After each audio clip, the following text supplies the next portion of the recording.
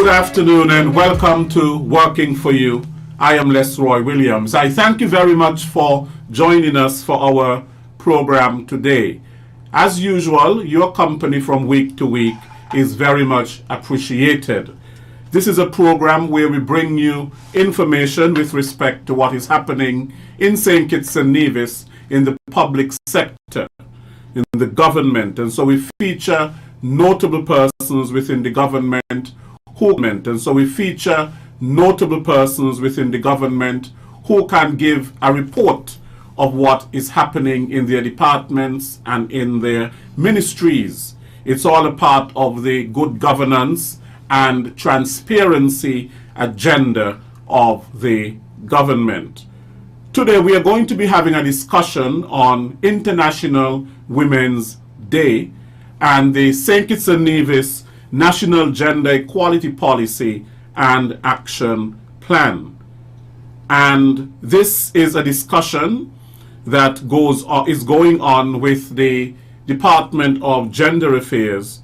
And I have people here from Gender Affairs, officials from the Department of Gender Affairs, and invited persons as well who are going to be having this discussion this afternoon.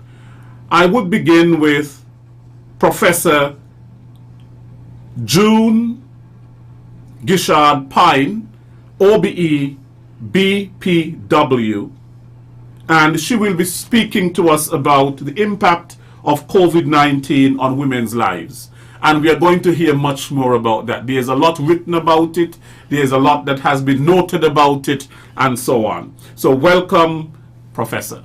Yeah, welcome. Hello. I also have with me Mrs. Sharon Warner, who was here not too long ago, and she is the Executive Officer in the Department of Gender Affairs. She will give us an overview of the gender policy. Mrs. Warner, welcome. Thank you. Good afternoon. And I have our veteran, Mrs. Celia Christopher, who has been here multiple times, and she's the Director in the Department of Gender Affairs. Mrs. Christopher, welcome. Happy to be here. Right. Now, March 8th, every year, is designated by the United Nations as a global recognition of women, what we call International Women's Day. Hasn't this now become monotonous? The issues more or less are the same from year to year. Are you flagging a dead horse? Why is it so important to continue to celebrate this day? What is hoped to be achieved? And what activities have been planned by the Department of Gender Affairs to celebrate this day? Mrs. Christopher. Well, it might seem to some folks that we are flagging a dead horse, but it is very important to highlight the contribution of women, because women's voices need to be heard. And with that said, let me just explain to you or give you some information. I am happy to be able to share with you some information about the observation of International Women's Day. The occasion of International Women's Day is observed globally on the 8th of March, as you have said before, with various events on that day and throughout the month to mark the economic, political, and social achievement of women. The theme for International Women's Day 2021 is Women in Leadership, Achieving an Equal Future in a COVID-19 World. So most of our discussion is going to be centralized around the COVID response and the pandemic. The theme celebrates the remarkable effort by women and girls globally in shaping a more equal future and recovery from the COVID-19 pandemic.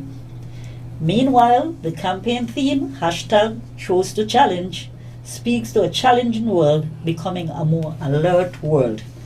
It focuses on individuals, as we are all responsible for our own thoughts and actions.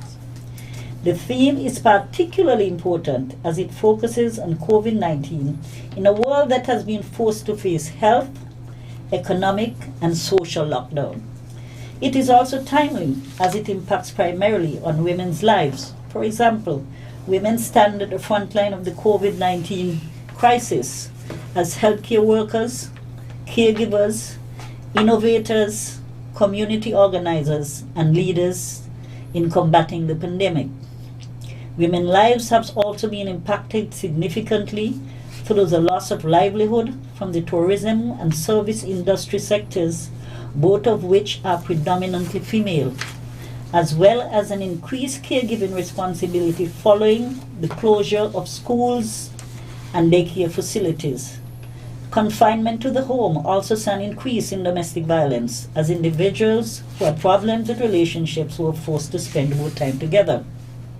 The department believes that women must be recognized for their contributions, generosity, and courage, whether it be through advocating for change through their impact and influences as role models in the community, caring for children, or promoting the legal rights of women. We can all make positive gains towards women equality through our collective actions. In St. Kitts and Nevis, International Women's Day is set aside to celebrate the tremendous strengths, resilience, and capacities of women. Beginning this year's activities, including a church service on Sunday, the 7th of March at 10 a.m. at the Church of God of Prophecy in Keon. The minute followed by the minister's statement on March 8 to mark International Women's Day. That is followed by the annual International Women's Day Award ceremony on Monday, 8 March at the Kuna Caribbean Center. Women's contribution in the areas of governance and democracy, gender-based violence, community service, partnership, medicine, and education will be awarded. The airing of a 4-part docuseries, The Impact of COVID-19 on Women's Lives, in collaboration with business and professional women. Collaboration with the media, in particular radio stations, featuring statements by influential women on various topics throughout the month of March, starting on March 8 to March 31st, 2021. Recognition of workers on the industrial estate, employees on the industrial estate, and paying tribute to those employees who have made outstanding contribution to the industrial sector. The event will be held at the Moravian Church, Victoria Road. Then finally, we have the launch of the Women Pioneer Gallery from 8 to 31st March at the Ministry of Social Development and Gender Affairs, Victoria Road, from 8 to 3 a.m. Finally, the Department of Gender Affairs thank all of our partners, supporters, and the general public as we celebrate our women leaders, their achievements, and the importance of their work in our society during this time. We want to encourage women to continue the good work that they have been doing as advocates and champions of change in helping to create a more gender-balanced world. So we have quite a lot of activities this year. You would think we are focusing on the COVID response, of course, but as you know, this year we went out of our way to build a lot of partnership and collaboration in order to highlight the work of women in the country and what we are doing with regards to the pandemic. Right, and so therefore it is extremely important every year to highlight what women do, their successes, but not only their successes, but of course their challenges as well, because there are many challenges that women face in today's society, hardships, and some of that we will look at, and that is why we have Professor Gishard Pine, who is here. Now, Professor, COVID-19 has laid bare many issues of gender equality.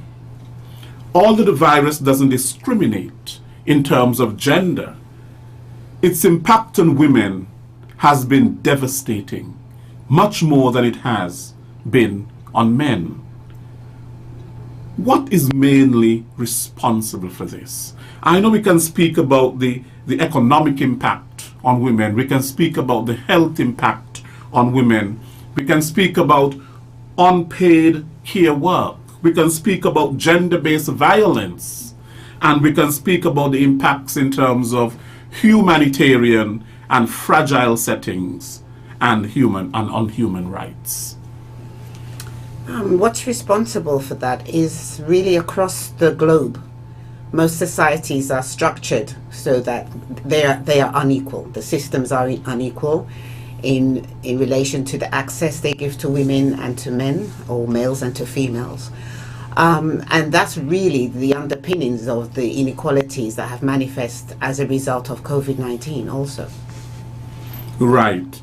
Now, how specifically, Professor, have women been affected by the COVID-19 pandemic? What really should be done to help them to recover? And what gender gaps need to be closed?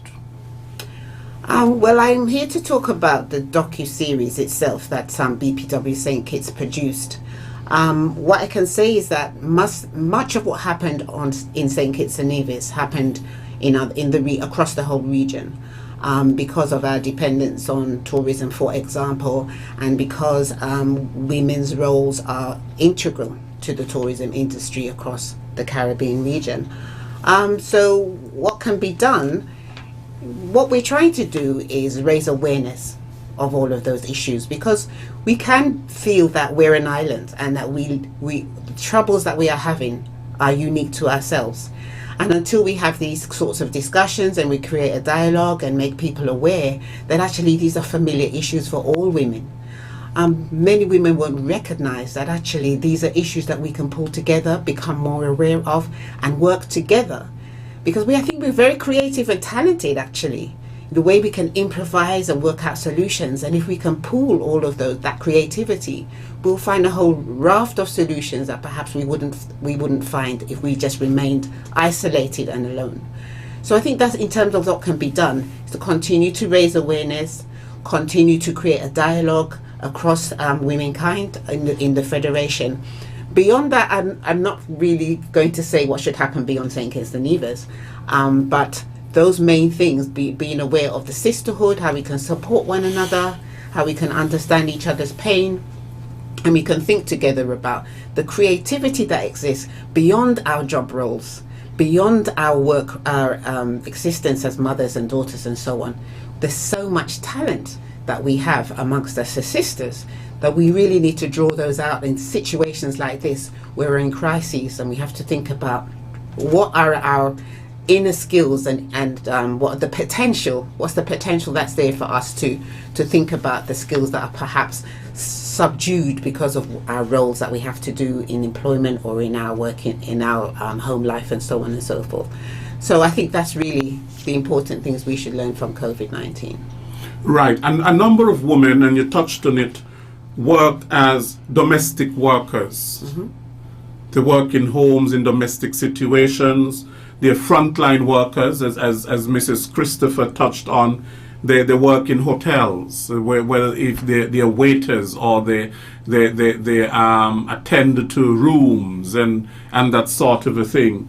They work in restaurants and daycare centers, nurseries. Some of them are nurses. They work in factories and so on. And these are some of the places that have been affected by all these lockdowns, because of the COVID-19 pandemic. And so therefore there has been serious economic impact, for example, on women. Mm-hmm.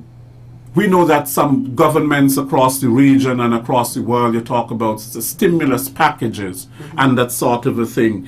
But specifically, what is in those stimulus packages really for women? Specifically for women, because they have been impacted, worse economically, mm-hmm. than any other gender, really. Not because the pandemic, the COVID-19 is targeting them, but because of the areas in which they work. The tourism industry, mm-hmm. which you mentioned, has been severely impacted, and a lot of women work within the tourism industry. Mm-hmm. The hospitality sector, mm-hmm. they work in the hospitality sector. For example, here in St. Kitts and Nevis and all across the Caribbean, you find that women are the ones who are heading households. Mm-hmm. The homes are matrifocal, yes, led by women, and so therefore the economic impact has been great. How will women recover? How will women recover? You spoke about the creativity and so on. Of course, you know, some were forced to get into little making of this and making of that. Some people have gone into the food business and making masks. Being very and creative. yeah. Yeah. Hmm. I think that's quite a big question. As I said, I'm here representing BPW St. Kitts to talk about the docuseries. But in terms of my ideas about how can they recover, it's got to be multi-layered. There's got to be from the top down all the way through to the grassroots. So I don't think it's a simple answer, and I think what we do as humans is we think about simple answers to complex problems. So there's no simple answer to how women will recover. It's a very complex matrix of factors that will make the difference. What we did as BPW St. Kitts was to highlight the challenges, as I say, for women to feel that sense of support, that there are women around them that understand what the trials and tribulations are for them during this current time, and to throw them a line, if you like, to hold on to, so that they could actually look forward to survive and be as buoyant as possible. But in terms of the solution, I think it's very complicated. There's no simple answer to how they will recover. It will take every layer of society to ensure that will happen. Yes, and so the support network really has to be there for women. Now, what I can say about that, Mr. Williams, is that data from the Department of Labor has shown us how serious the impact is on women. And having that data, one of the ways, in my mind, to address it is to have the key ministries work together to assist the women that are impacted by the COVID. We can work with the Ministry of Health, we can work with the Ministry of Consumer Affairs, we can work with the Ministry of Labor, our own ministry, and we can all get together and see how we can help them, because they are also showing up in our data from the NHR, women who are not working and stuff like that. So that is one way that we can come together and see, even though there has been some form of stimulus package, we can't just give that one package. We have to continue working with them until they have gainful employment. Yes, because then people are, because of the pandemic, have been shoved more into needs and people more into poverty and so on. Mm-hmm. And if this is not really addressed, then it simply means, you mentioned people will be creative and so on, but this might breed other problems within the society. You know, maybe women might be pushed more into being abused by men, for example, because they want money and they don't have to look after their families and so on. It may drive them into certain sectors that make them even more vulnerable, certain areas, to abuse and you know, and that sort of a thing. People preying on certain vulnerabilities and that. Well, we have seen an increase in the issue of domestic violence, and that is a direct spin-off from unemployment and other factors. And it not only affect the woman herself, it also affects the children. Mm-hmm. So you have a number of factors that has impacted the family greatly, because now you also have to look for counseling services, you have to look for mediation services, and you have to bring to bear all of these services to wrap around these families in order to address the issues that are coming out. Yes, because in 2020, the United Nations, Mrs. Christopher, dedicate the entity which is really dedicated to gender equality and the empowerment of women, launched the Shadow Pandemic Public Awareness Campaign. And basically the Shadow Pandemic Public Awareness Campaign focuses on the global increase in domestic violence amid the COVID-19 health crisis. And they call it the Shadow Pandemic. It has always been there, the domestic violence, but it has been increased because of the COVID-19, women having to stay at home, the lockdowns, women not employed, and so on. And you see, this brings us into the area of unpaid work. Now, it may seem simple that people might think, oh, she's at home and, as they would like to ascribe all sorts of roles to women. But you just can't ascribe those roles. She's at home, but she has so many things to take care of. I mean, if you were supposed to put a value and time and payment of the work that women do in the home, they would have been taken care of during this pandemic. But that is something, again, that we have to pay close attention to. And I hope that the next census coming up, that there will be somewhere in that census questionnaire that they address that issue, women and unpaid work. Because all over the world now, they're paying attention to it. They're looking at what is happening. Right. And so therefore, it is really a scourge. This gender-based violence is really a scourge on women and a scourge on the society as a whole. It is really a scourge. And the whole idea of the gender-based violence, there are a set of drivers. And I think, to my mind, the issue of poverty is a really, really big driver in this whole issue of domestic violence.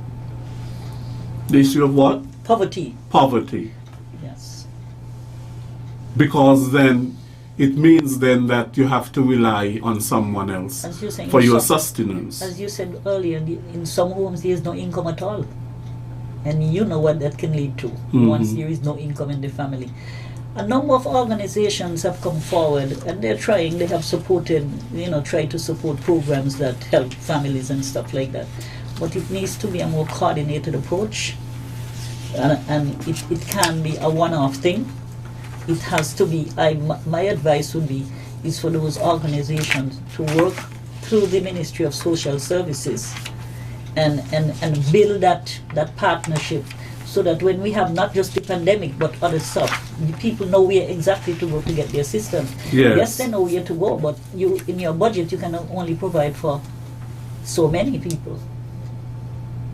The other thing, of course, Mrs. Christopher, that the pandemic has brought out is that schools are closed. Many places, most places, schools are closed because of the pandemic, and it has put additional strain and demand on women. Yeah, that is another serious issue, because as I said in my opening statement, you have the issue of childcare. School is closed. I mean, if you take a household, say, of 6 children, and there is, again, it goes back, there is no income in that home. It's devastating to the occupants of that home. I mean, you have food, you have clothing, you have to pay the rent, and when all of these things impact you, you must have counseling or backup, something where they can have an outlet, where they can to release all of this tension and pressure and so on. But we do have counseling, but as I said before, maybe we need to bring these services together and have a good look at all of these things and see how well we are doing with regards to reaching those families. Right. Because they're out there, and there are many reasons why they don't come forward. And then if they're not coming forward and we know that they're out there, then we need to find them and try and help them through this thing. This probably is not going to last forever, but during the rough times, people and organization needs to pull together to help the most vulnerable. Yes. No. What are some of the measures that you think are needed to build a gender-inclusive economic response and recovery? In my mind, one of the greatest assets for me is having access to all of the resources in the country. Women must have access to those resources, and whatever barriers are there, to remove those barriers. I'm saying remove them. Some of them are not just that you can just remove them by saying that, because we all know that cultural barriers is the hardest thing to remove. Yes. And that is something that is difficult. I'm telling you, it's difficult because it is difficult changing behavior. Right. Okay. Now, the department has been working on a national gender policy, and it is being developed. Miss Dwinette Eversley, who is a consultant, is heavily involved in the development of this policy. She's not here today. She was supposed to be here today, but she cannot make it today because of unforeseen circumstances. However, we'll have a discussion on the policy. Now, what is really the rationale behind it, this policy, the development of this policy? What are the desired outcomes of such a policy? In other words, what do you hope to achieve with this policy?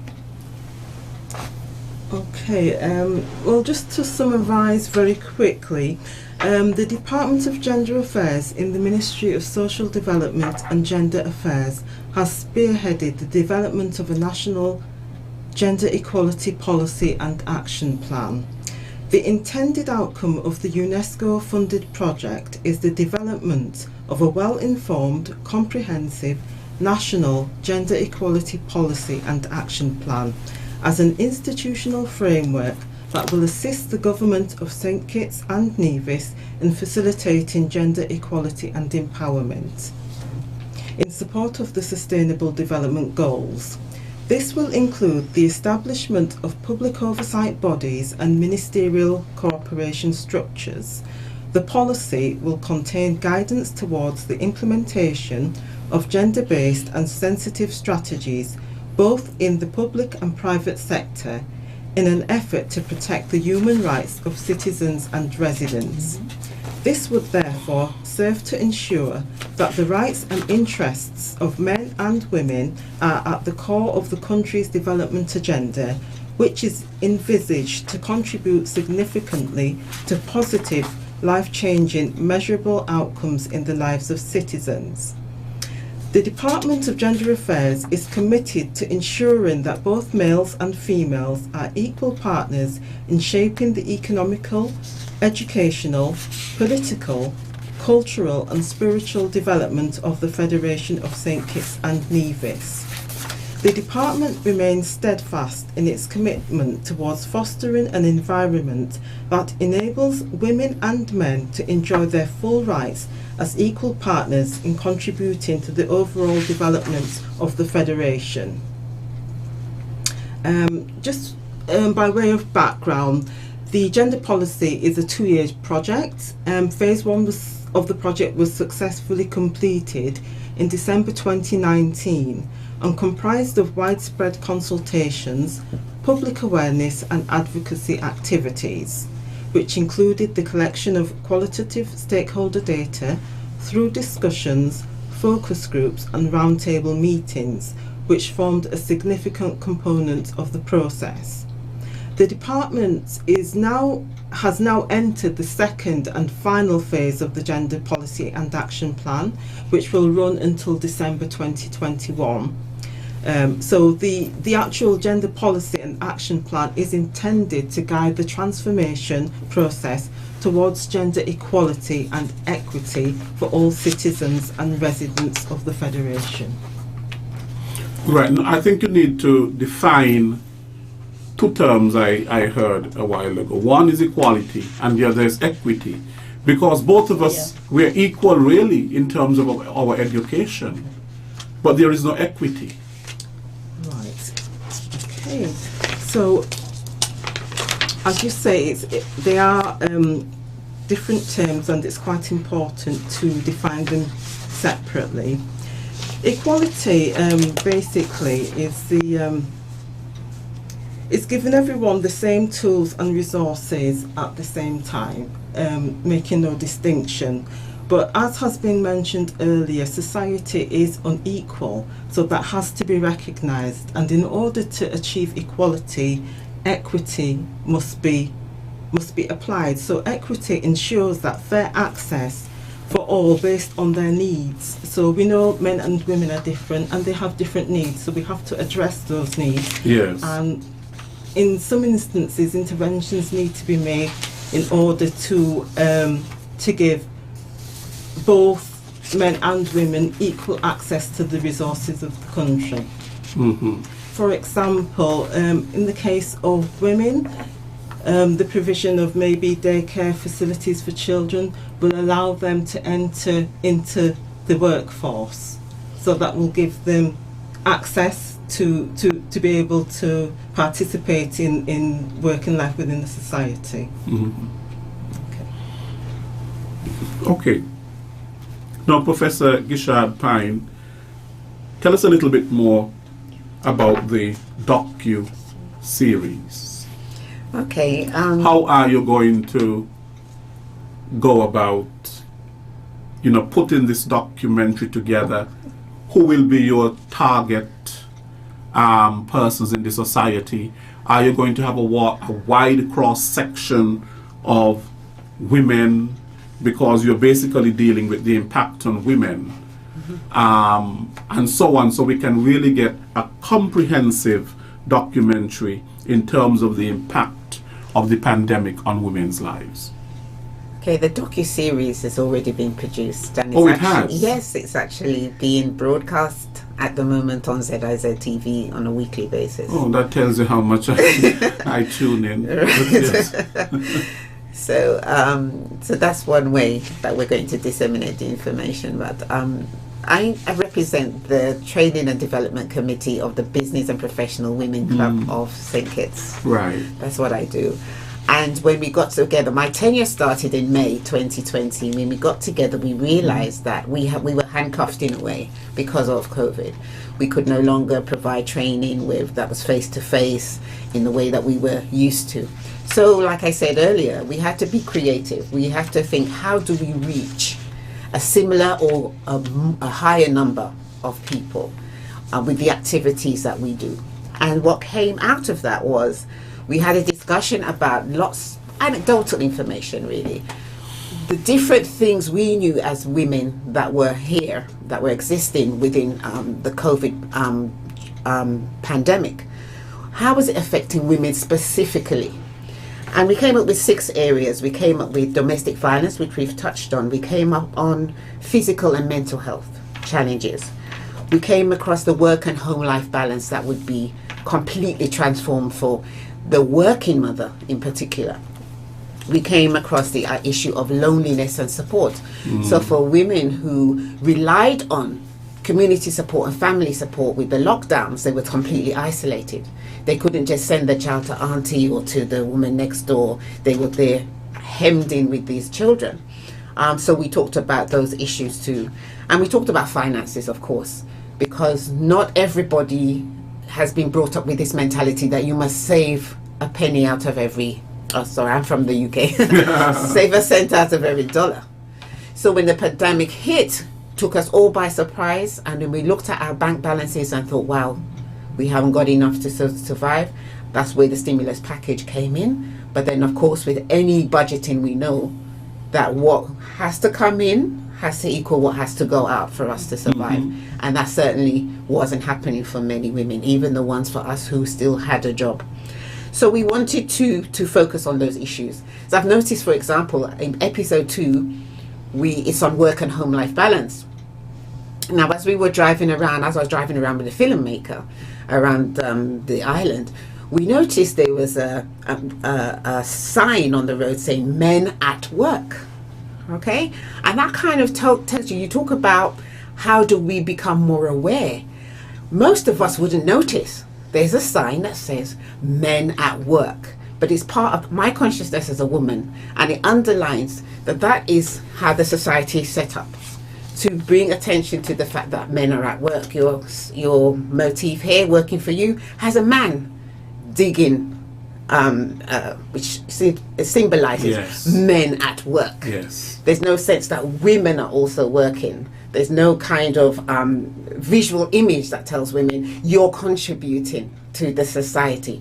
We notice you. We know that you're here. We know that you're part of the fabric of what we're doing. So it's things like that, really. We wanted to reach people by producing something that raised their awareness, because we couldn't do a course, we couldn't do a workshop where we invited people, so we had to use that opportunity to give a message to women to say we're here and we're listening and we're watching and we understand what's happening for you.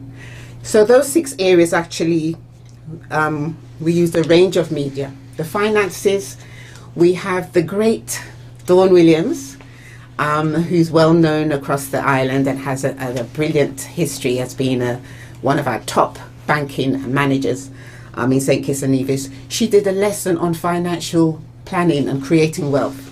So we did that purely on finances. Then we did another session on domestic violence, which we've talked about already, because in November every year, the whole world recognises that women are still being physically abused and violated by men in huge numbers. So that's what we did in November. And then the video log, it was intended to be just some photo slides and a few captions, but actually it manifested into a TV series. Sorry, I shouldn't say a TV series. It is now on TV, but it manifested into a documentary. And each episode is about 12 to 18 minutes long. The first episode is on physical health and well-being. So we approached professional doctors on the island. I spent some time at Windsor University, and we managed to attract some final year students to come and talk about what are they understanding from their work in community medicine, what is happening to women. So they were able to make a contribution. We had Zara Jacobs, who is one of our top therapeutic counsellors, and she came to talk about what she's noticing, but also to give advice and guidance on how women can address those issues. And then we had Gwen Carter, who's a lifestyle coach, and she talked about nutrition. She talked about lifestyle, how things we can do or not do can benefit us in a time when the finances are reduced. And then we had Sonia Edwards, who's a human resource professional, and she came and made a contribution also on all these different issues. And so their interviews were arranged across 4 episodes. And I think ZIZ are now on they just broadcast a 3rd episode, and the 3rd episode is due the series is due to finish on the 15th of March. It goes out on Mondays at 7:40 after the evening news. So that's basically what the docu-series has been about. The first episode was mental, physical and health and well-being. The second was on work and home life balance, because as Celia said, there were women working at home. If they were fortunate enough to have a job, they had to work and look after the child and teach the child. So they had 3 things. So it is the additional strain. Yeah, That's right. And some of them didn't have a man in the house to share that with. So if we don't talk about these issues, we don't even compute that this is happening in many, many households across the Federation. These women are there trying to manage everything on their own in isolation, and in literal isolation, not like in the normal course of events they could call on auntie, uncle, grandparents and so on. During the COVID-19 and the lockdown period in particular, that was a lot of strain on women. And our 3rd was on loneliness, because we recognize that there are people that are living alone, but there are people who are living alone who have social contact, and that's what keeps them mentally healthy. But then with the lockdowns and so on and the curfews, those opportunities are restricted, and that will have impact on their mental health. So the social and family support that we take for granted was taken away just because of the pandemic. Yes. And then the last episode was on domestic violence and mental health. So we talk about how they're 2 sides of one coin, really, that mentally healthy women can have their mental health compromised if they're in a domestically abusive relationship. And if they're not allowed out of the home, they're going to be there with their abuser 24/7. The children also, as Mrs. Christopher pointed out, they're not used to being around each other all the time. They're fighting, they're arguing. There's lots of kind of negative interactions in the home that's happening there too. So yes, we just highlight all those things that are specific to women. That's what the series has been about. Yes, and that is very good, and that has been very, very comprehensive, because it touched almost on every area where women have been impacted by the pandemic. Yes, that's been the benefit of us working as a team. The Training and Development Committee, it comprises a number of members of the BPW, and we all pooled our ideas and considered as wide a perspective as possible about what's happening for women in our federation. Right. Now, Dr. Gishard Pine, you mentioned something very, very important, that you were driving around the island and you saw this sign where most people might just see it and wouldn't recognize anything about it. It says Men at Work. I remember some time ago I was editing a press release that one of my information officers wrote, and they kept writing workmen. And I picked it up and I said, why can't you just put worker? Worker. Language Why is the emphasis? important. Because language is extremely Very important. Because language can exclude and language can include. Yes. Today we are talking a lot in terms of inclusive language. I know once ago, because we've come up in a very patriarchal society and world, that language was really skewed towards the male and masculine. So in other words, you use man to speak about men and women. But But today people are very sensitive. You know, and we cannot go along and keep saying, man, can we use language that is more inclusive? Because people feel excluded. Or you're in a church where 80% are women or 90% are women, 10% are men, and you keep using the language of brothers, brothers, to refer to everybody. How do the majority of people in that church, the church is the majority are women, how do they feel?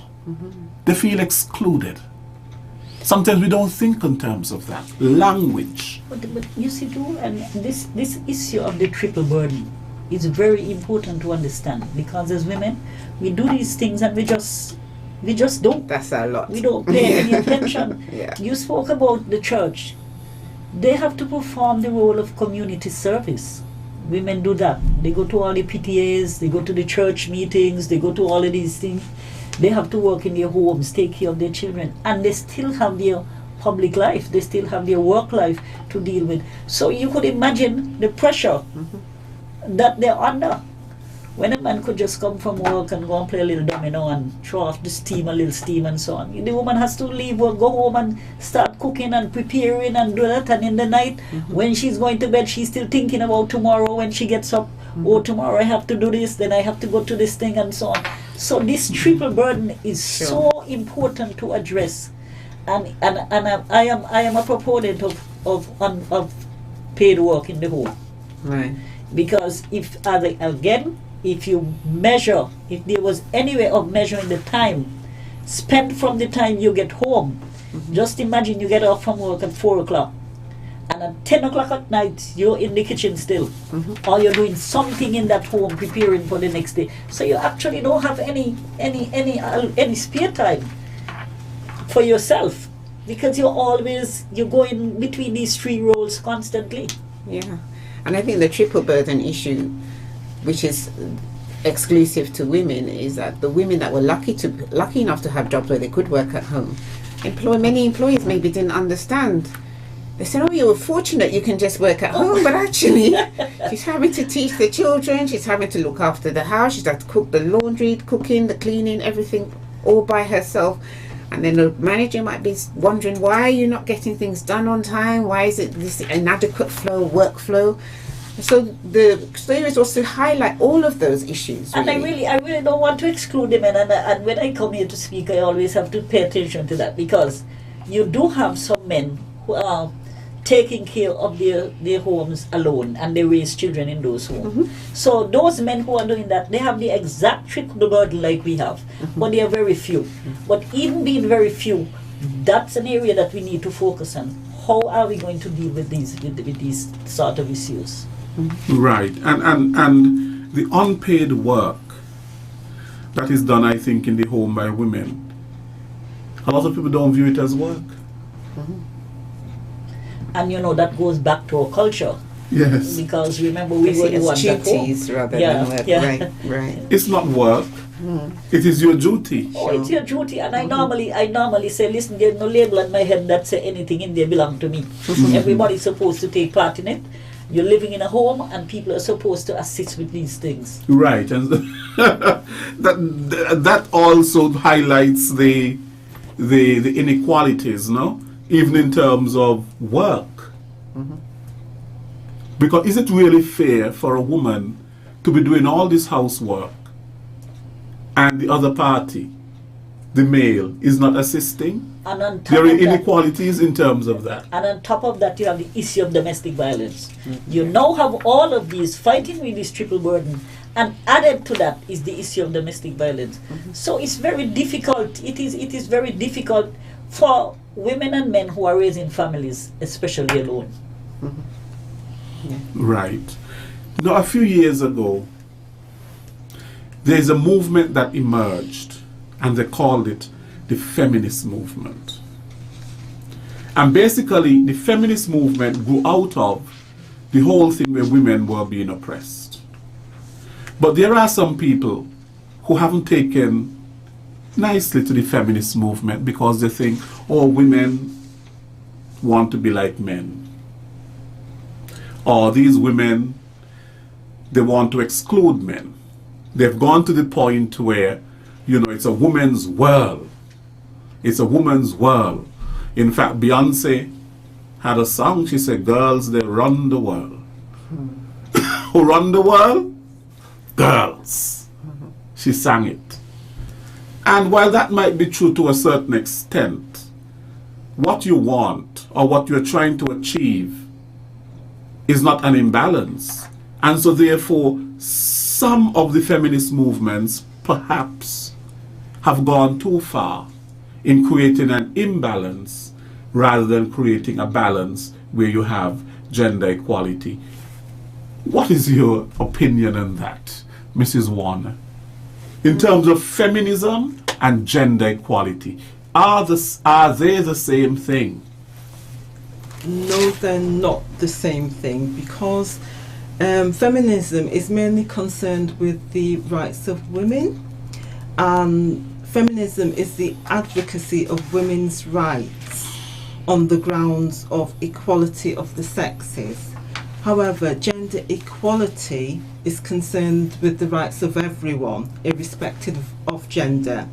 And gender equality basically is the state in which access to rights or opportunities are unaffected by gender. Right, so they're not the same thing. They're not the same. Feminism basically looks at women's issues, Yes. while what we're talking here in terms of gender equality is looking at gender in a more comprehensive way.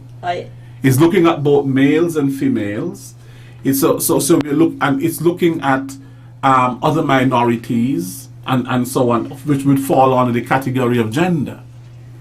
I recall attending a regional meeting, and the issue of domestic violence was hotly discussed. And my question was, how can we sit here as women and not include the men if we are saying they are the perpetrators of domestic violence? We cannot solve this thing alone. You have to bring them in. They have to be our allies in trying to resolve this issue. And they almost eat off my head, but then I have to stick to my point. We could come here 1,000 times and debate this thing. If you don't pay attention to helping men who are we are saying they are the perpetrators, we're not going to have any peace. But it has come around.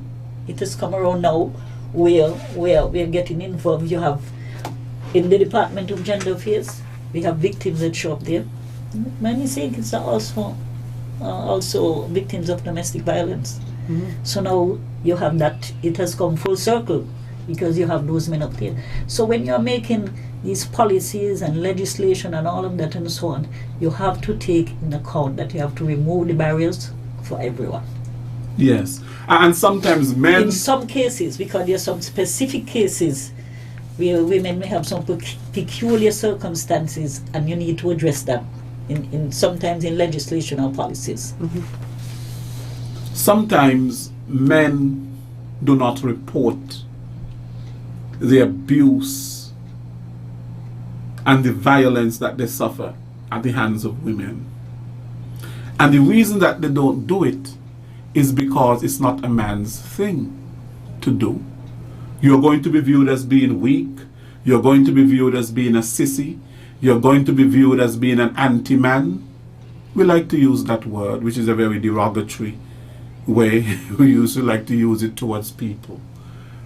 And they don't come forward. And so therefore they might be the silent victims of domestic violence. And when I'm talking about domestic violence here, I'm not necessarily talking about physical violence. No, because they have psychological. They use a lot of warfare to really affect a man's self-esteem. Shame him when he's with his friends. Speak about his sexual prowess, whether he's good or he's not. You know, speak about the size of his product. Speak about, tell him all kinds of things to make him feel small. Don't cook his food. Don't wash his clothes. Don't offer him any sort of affection, emotional abuse and neglect. And there are many ways to abuse people. And that takes place. It may not happen as much with women abusing men as men abusing women, because most of it really has to do with how we negotiate power. And it's about power relations. It's all about power relations. It's all about power and people trying to compete for power in a relationship. And that is why it's how we view power becomes very, very important. How do we view power? Does power mean might? Does power mean might? And for some people, power really means might, and obedience means duty. So therefore, I must be powerful and mighty, and it means that you have to obey me. And when you don't obey me, then you're not doing your duty, and so therefore I have to keep you in line. And that's what domestic violence is all about. It goes right back to power relations and cultural socialization, the socialization. Mm-hmm. Socialization play a big part in domestic violence. Because you have, what you have in domestic violence, you have generational issues where in every generation, nobody has been able to break the cycle, and the violence continue in those families. But with regards to men, the issue of men, with reporting, it has been seriously underreported. And I am glad that we have this special victims unit now, where they can find, they don't turn up in large numbers, but those that probably had enough of it will really show up somewhere to get their situation addressed. But the large part of it are women who have been affected. The large part of it. Women are the ones who have been affected. Because they're seen as more vulnerable, and sometimes, especially if they're more dependent financially. They are the ones who show up to complain and stuff like that. Yes. So you have the data on that. But with men, people will say, oh, it's a small amount of men. Don't bother with them. They're looking this and looking that and so on. Well, you cannot do that because everything has to be documented. If you're going to use with your evidence-based research and so on, the data from those things are very, very important, from the complaints and so on. There's really a lot. We have a lot to do in our society in terms of gender equality and equity. Every aspect of the docu-series that Dr. Gishard, Professor Gishard, has outlined there, it will take you some time to address those comprehensively on one-on-one. Well, not one-on-one, each aspect of it. Because, you see, if you take the issue of poverty, there's so many spin-offs that you have to go into to just address that one issue. And you have not yet touched the work-life balance and the unpaid work and all of that. But they all are interrelated. Everything is interrelated. Yeah, absolutely. Yeah. Now we are going to go to the phone lines and to hear what people have to say. The numbers to call are 1-718-5 577-2916. That's the international number. And the local number is 465-2555. I repeat those numbers. The international number is 1-718-577-2916. And the local number 465-2555. We welcome your calls. Right. Now, Mrs. Warner, who are some of the key stakeholders that have input in this gender policy? Have these stakeholders been engaged? Have they been approached and invited? Working for you, good afternoon. Yes. Good afternoon, Leroy. Good afternoon, sir. And the good ladies on the program. Yes. All afternoon I've been listening to this program, but I got to tell you all, show you all an incident which I see happen when I was a little boy. Up Newtown there was a tall woman, and she boyfriend was so short that he reached by his shoulder. And when he go in the house and they got in the argument, he got to run out in the street, go cuss. Because if he stay in there, she can collar him up and lift him up and put him on the shop counter and then slap him up. So that was what you call man abuse.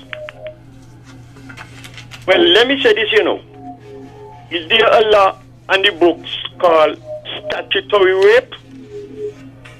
Because I got things to say behind that. Let me hear yes or no. Yes. Yes. Right, that's what I want to hear.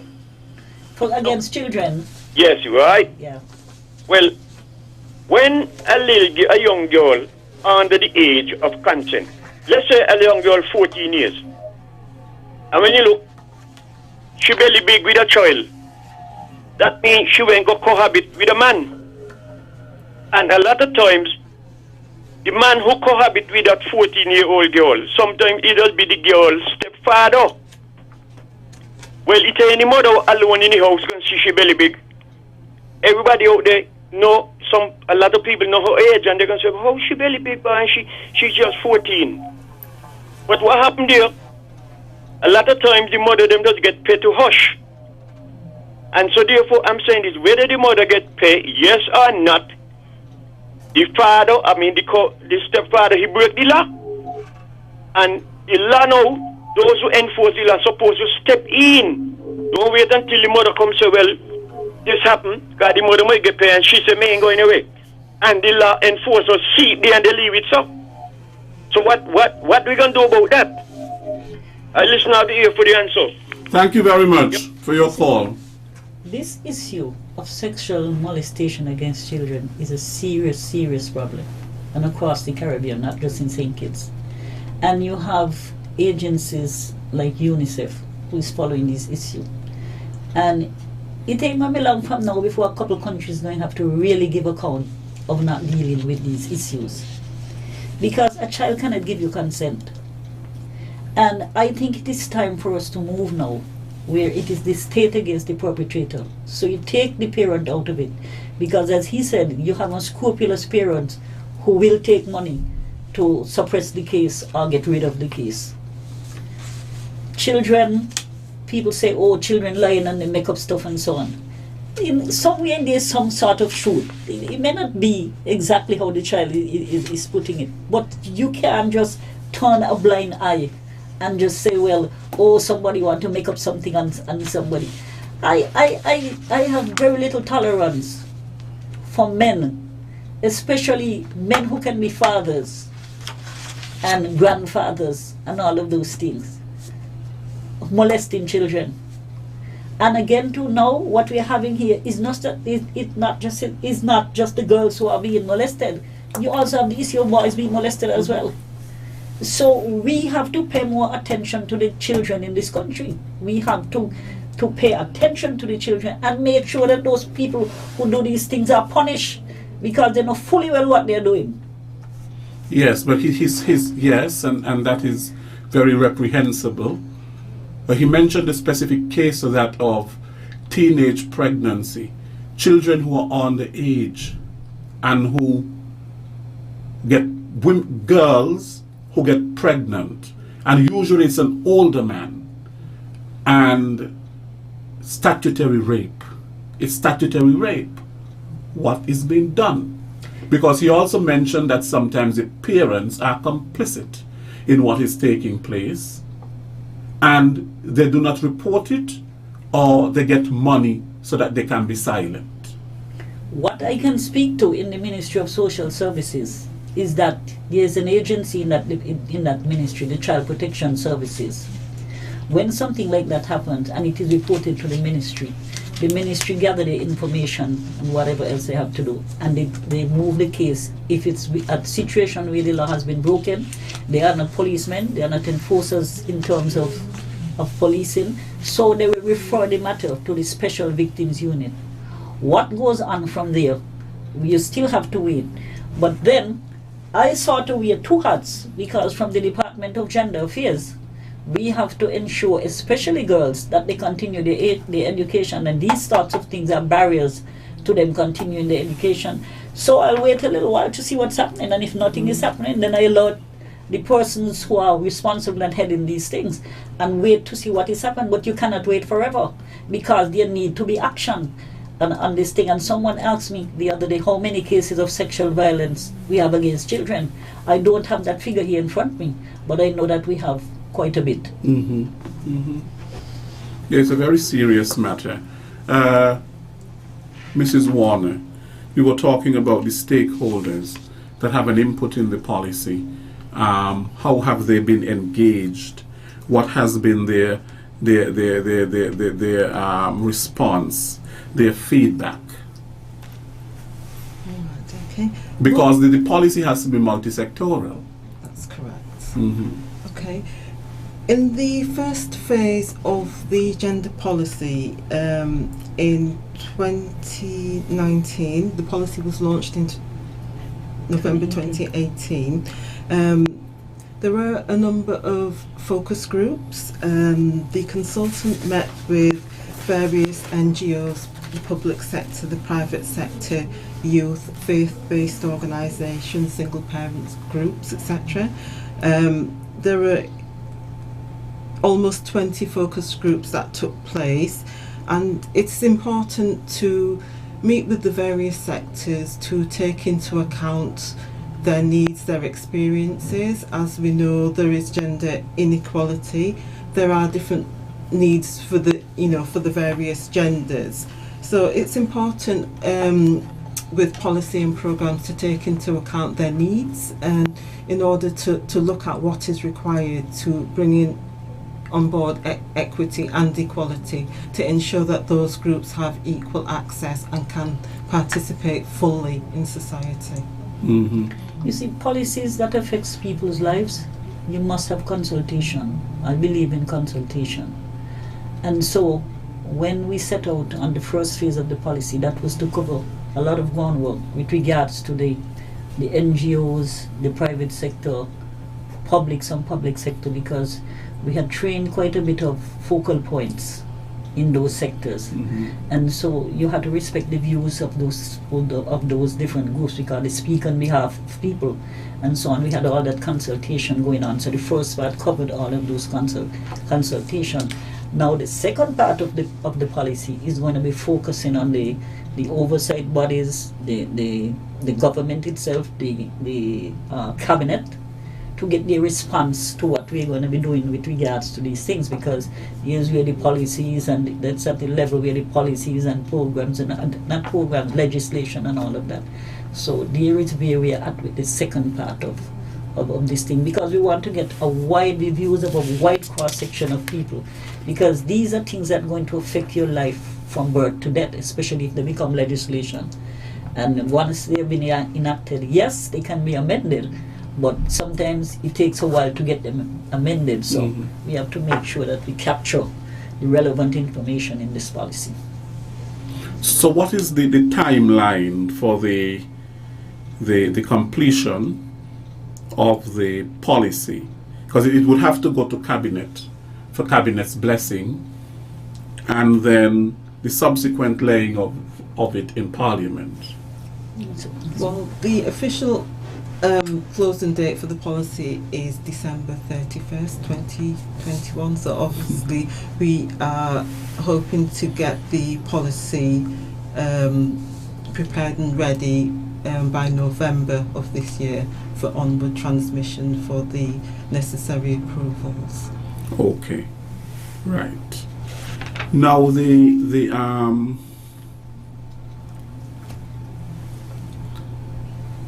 we spoke about domestic violence and how it entails how we negotiate power, and it's really an abuse of power. That is what it is. It's really an abuse of power. And abusing someone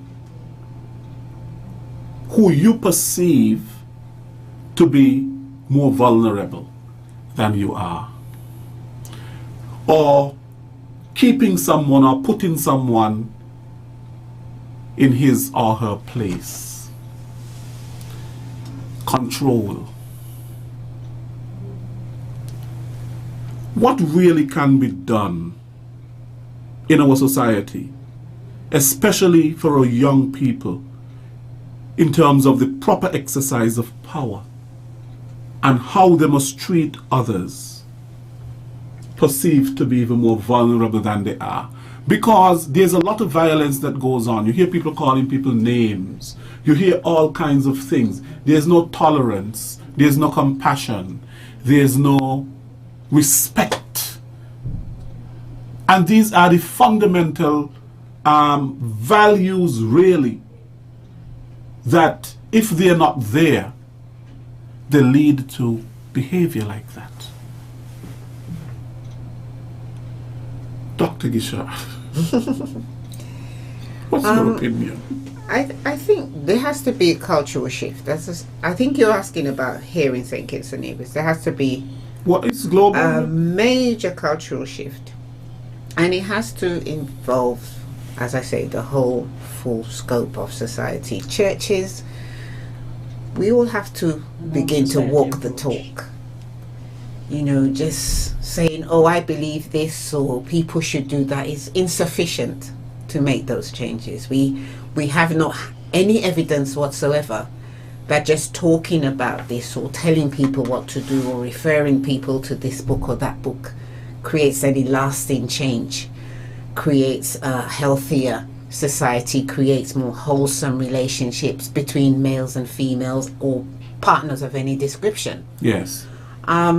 So, you know, I said before that I think I'm a psychologist by training, Yes. so I think we try to look for simple answers to complex problems. If we just do that, it will be okay. If we had more women in parliament, or if we had more women managers, or if we had more money in the house, then none of that is true.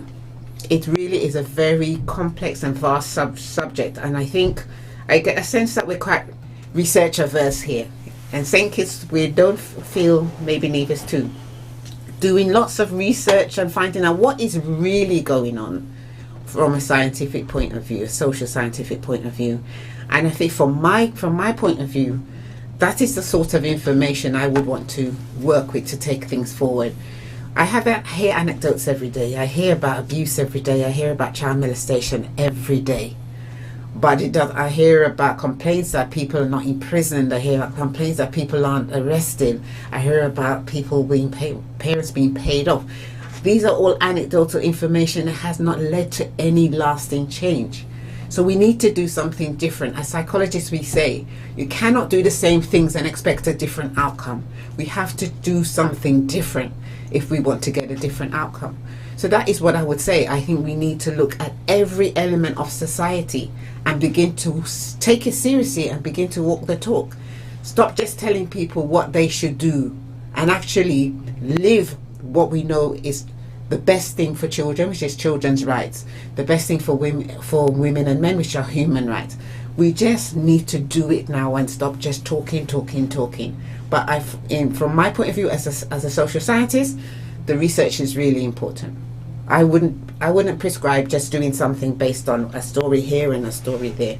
I think we really need to commit to some hard research and really find out what's going on in the Federation to make those changes. Yes. With regards to the domestic violence, there are a number of things that we put in place to address the issue of domestic violence. For example, there's the issue of, we have legislation to deal with that. We have a domestic violence protocol, a policy. We also have services, and we have legal aid for those women who, I think it's a minimum wage, work for the minimum wage, then that service is available to them, as well as maybe, I'm not sure, other people. But there's one thing that keeps eluding us all the time, is the establishment of getting safe houses up and running. Because it is no point we saying we have all of these things, and when a woman show up running for her life, we take that woman and put them, or the child, and put them right back in the same situation, because there's nowhere for them to go. I must say, some of the churches have come forward, but as Professor Gishard said, it must be an all of society approach. Everybody has to do their bit in order to stamp out this thing. We may not totally stamp it out, but at least we can begin to see some decreases in it. Presently, from where I sit, the issue of the safe house is an acute one. People come to that ministry almost on a weekly basis, trying to find somewhere to go. And it breaks my heart that I don't have anywhere to send them, because we work with some churches and they will do a little thing, and it's just a few of them. Although we have so many churches in the country, we have a number of churches in the country, and I'm sure they all get benefits from government, but it's just a few churches that will come forward to house them, but they only house them for a short while, and then once that time that they give them has been up, no, they don't have anywhere to go. They move right back in the same situation, and it continues. And my greatest fear is that if we keep sending it back, we are perpetuating the situation where there could be deaths. It could lead to deaths. So we got to take this issue of domestic violence seriously. We have never done. Got a call. Yes, working for you. Good afternoon. Good afternoon. Working for you. We lost that call. We have, I have not seen, I'm not aware of anything that was done in terms of doing a costing on one case of domestic violence. I have looked at the Canadian thing, and I'm telling you, it's not just about giving them housing. It's all of the agencies that are bound up in one case of domestic violence. So for every single case that we have. Working for you. Good afternoon. Hi, good afternoon. I was just passing. I happen to hear this piece of the conversation. I think even though the pastors or the church members might try to house some of the children, young people are not easy to deal with, Sometimes they do so many wrong things that, I think people would like to assist more, but I think they're just looking down the road. Because as I say, young people are not easy, and some of them after that time they start getting big. They say, "You're not my parent, you can't tell me what to do," and da-da-da-da-da-da. And people have rules in their homes. So I think people really like to assist more, but I think it's the attitude of the young people. But what she's saying really makes sense, and we have to be real, because that happens. You're looking for foster care parents for these children, and the biggest issue they have comes from the fact that the socialization of these children lead to so many problems. I mean, you put a child into a foster care home, and in about a couple of weeks or maybe a couple of months, they have created so many problems in the home that, I mean, I'm in my home and I'm comfortable, and I insert somebody into my home. My whole peace of mind, you have mental issues and all sorts of things. So it is not easy. But despite that, we have to house these people. It's either you house them or you want to... Working for you. Good afternoon. Working for you. Good afternoon. Good afternoon, Mr. Williams. Good afternoon. And good afternoon, Miss Christopher. Good afternoon. I want to commend you, because you look like he's a very dedicated woman, and he's an outspoken man when it comes around domestic violence against whether woman, child, man, or whosoever. You understand? And I always commend you for that. Just speak the truth. Now, Miss Christopher, call to that last caller there, the female caller. She's all right. Some of these young people set in their ways. You can't get them control home. You put them in a foster care home or whatsoever. They're still going down the road. sometimes you got to involve the police. You understand? Just to get them control, involve the army. And nobody wants to see that people take advantage of nobody children. So I do not know if that the government could be, look how they got the thing over, what they call the place over there again? Street about here? The Horizons. The Horizon Home, yeah. Rehabilitation Center. Because sometimes they go in the Horizon Home and they still come back out worse. Because I know some young men was over there and they come back out. And when they come back out, they're just the same thing. They ain't gain nothing. So I just want, somebody with some kind of experience and some kind of real tongue to thing. And really come and try to mold and to make these young men and women to understand that it ain't that way they're supposed to go down. You understand? I mean, sometimes you try hard, very hard. And, these young men still come out, get themselves involved, get in trouble, go to jail and all these kind of things. Maybe getting gun violence and all. Because I'm made to understand these two young men where they died the other day. They was in the foster home. Anyway, good program as usual. Anyway, continue to uplift the nation and educate the nation about, Right. Thank you so much Okay then, Mr. William, you take care. for your input. Okay. You see, the issue of parenting is something that must be looked at seriously because we need to have a national parenting program. You cannot afford to have parents bring these children into the world and abdicate the responsibilities by giving them off to people. Oh, I can't deal with this. I can't deal with this child. I mean, the child was raised in a home. You have created, you are part of that problem, and you need to take responsibility. So you find, because of the socialization, these children just go from home to home, and it is high time that the court begin to hold parents accountable. Yes. You can't just fend off your problems. Oh, my child is out of control, and so I can't do nothing about 13, 14-year-old. You need to have that child, and the same way the child get out of control under your responsibility. You need to work with it to help bring it back into control. Not just throw the children to somebody else and you go merrily along. Then you get another one to replace that one, and you end up with the same problem, and you come back running because they can't control this one either.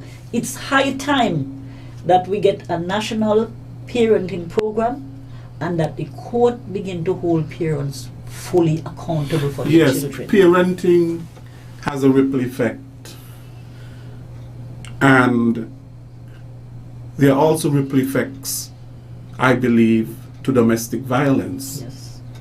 And when children grow up in homes where there is violence, they in turn learn that this is how you deal with certain situations through violent means, and they themselves become violent. And the cycle continues. And the cycle really continues. And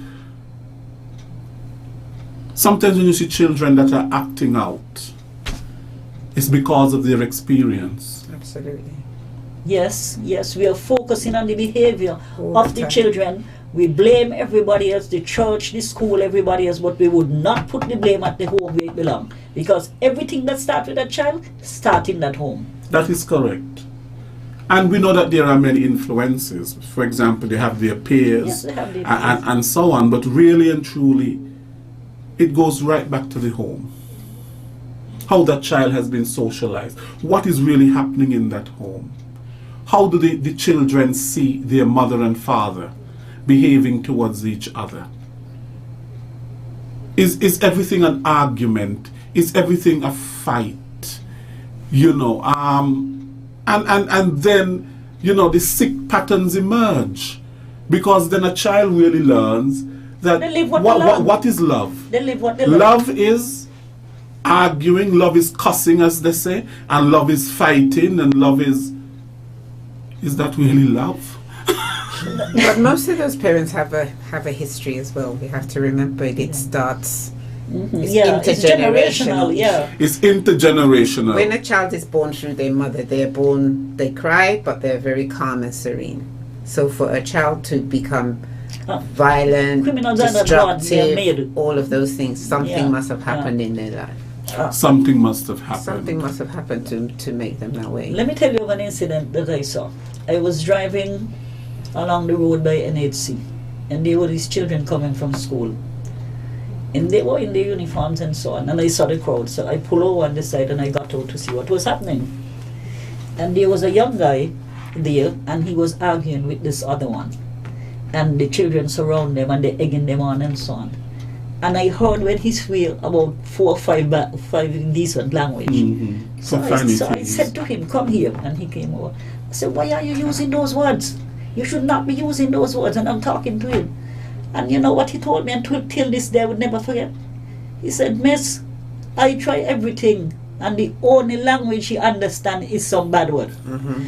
But he was trying to get an earphone from him.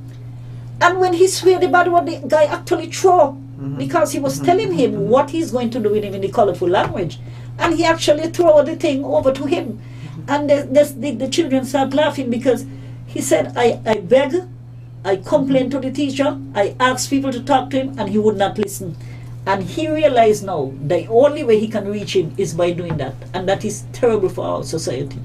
If the only thing that children could understand is the swearing, because it tells me that children live what they learn, and that is exactly what they play out in their lives. Yes, and if somebody can only react to you when they have been abused, then something is wrong. It shouldn't have to reach to the point where I have to abuse you to get a reaction from you. Sure.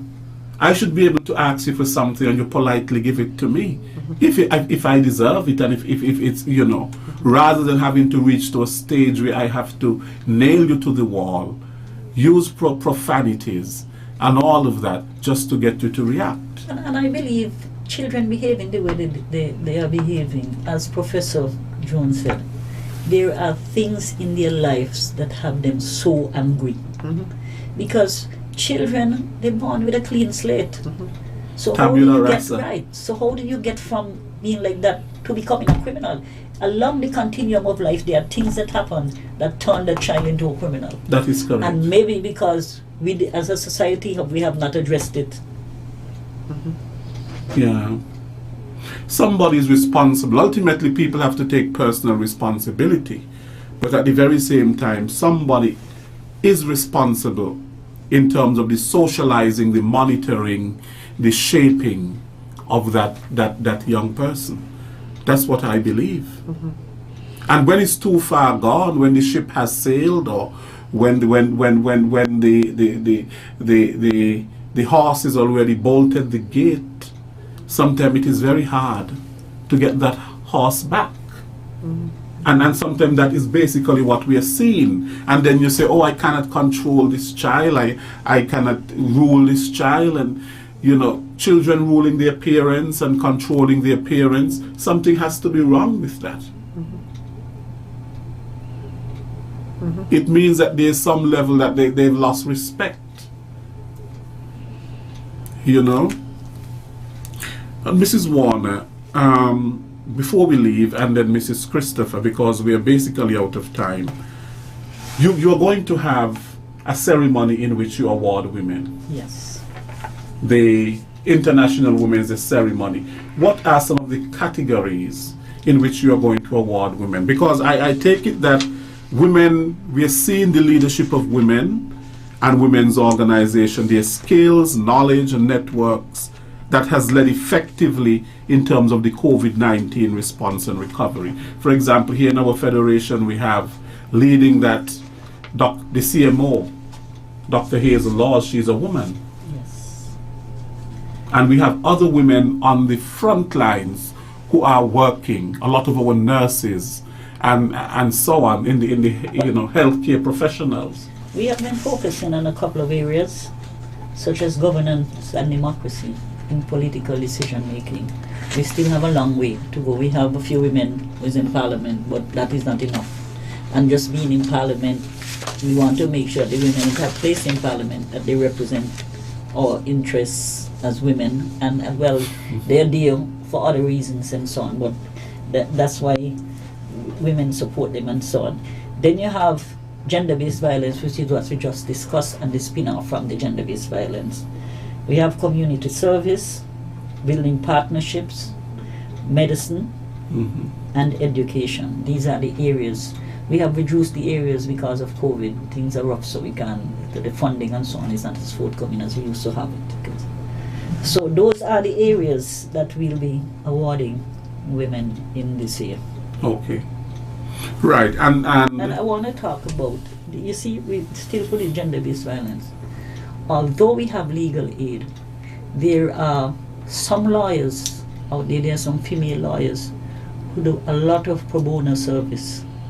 And I should not be singling out anybody because there's some of them, but I want to single out Marissa Hobson. She's one of those persons that we can call at a moment's notice if we have a case and we needed to just speed up to get to court. Right. She's one of those persons. Yeah, she's to be commended. And she is to be commended because she really works with us and the vulnerable women in that area. Now, Mrs. Warner, before we leave, I want you to tell me what are the legs upon which this national gender policy stand? If you had to say what legs, what pillars it stands on, what are they? Could you rephrase the question? Not quite clear on the question. Slightly. The question is, you have a national policy when drafting, there must be certain pillars upon which the foundation of it is laid. What are those pillars? Right. Well, the Federation has signed up to a number of conventions and policies which speak to human rights. For example, we have CEDAW, which is the Convention on the Elimination of All Forms of Discrimination Against Women. We have the Bellum du Paro.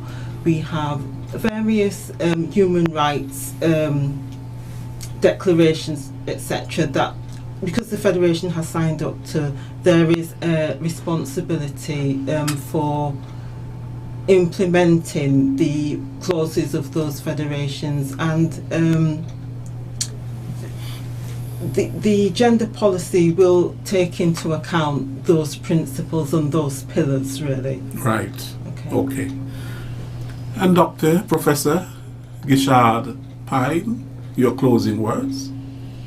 Well, just thank you, really. I'm grateful and really appreciative of the Department of Gender Affairs for supporting the docu-series. We have other sponsors as well, and we're very grateful that they had the foresight to support our docu-series. Right. Okay, so I want to thank all three of you for Miss Wigley, not Miss Wigley, Mrs. Christopher. Before we leave though, I want to wish all of the women out there happy International Women's Day when it comes. We're not going to be here until after International Women's Day. That is March 8th. Right, we're going to come back.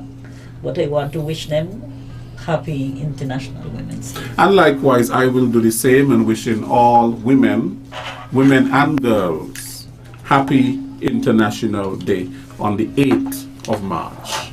I think you do tremendous work in our society, and your work should be really valued and recognized. Thank you very much to all three of you, Mrs.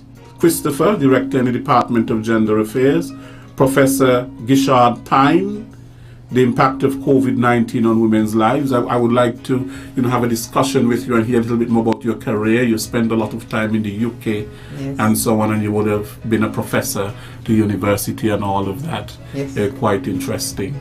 And Mrs. Warner, Executive Officer at the Department of Gender Affairs, I thank all of you for coming and sharing today on such important topic, that of gender equality and that of how women have been affected by the COVID-19 pandemic, and how we must bring awareness to that and to try to see how we can assist in that regard. Thank you very much. You have been listening to another edition of Working for You. I want to thank all of our listeners and our callers to today's program. Next week we will be back with another Working for You program. Until then, I am Les Roy Williams. Take care and please get vaccinated.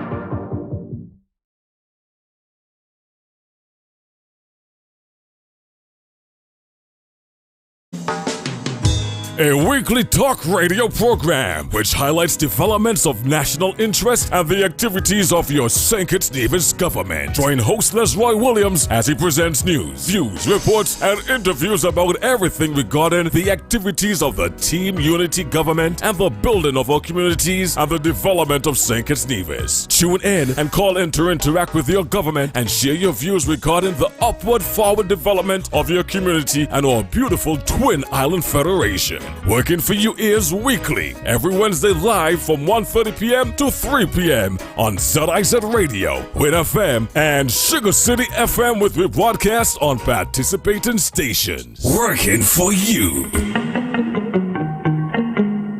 ZIZ Radio, the pulse of the Eastern Caribbean. Proudly united in leading, serving, and entertaining.